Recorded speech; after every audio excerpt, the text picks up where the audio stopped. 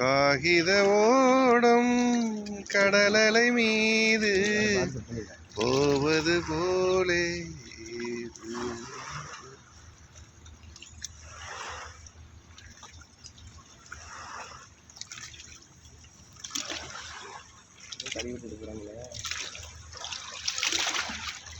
அவன் வேலையை முடிஞ்சோடனே அவன் வண்டியை போட்டை நிப்பாட்டிட்டு காரில் போயிடுவான்.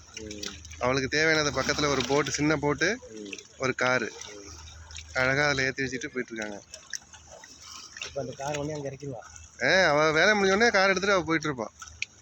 அப்புறம் யார் வந்து அழைச்சிட்டு போகிறது? இது ஒரு போட்டு தான், ஆனால் இப்போ வருது பாருங்கள், டபுள் போட்டு.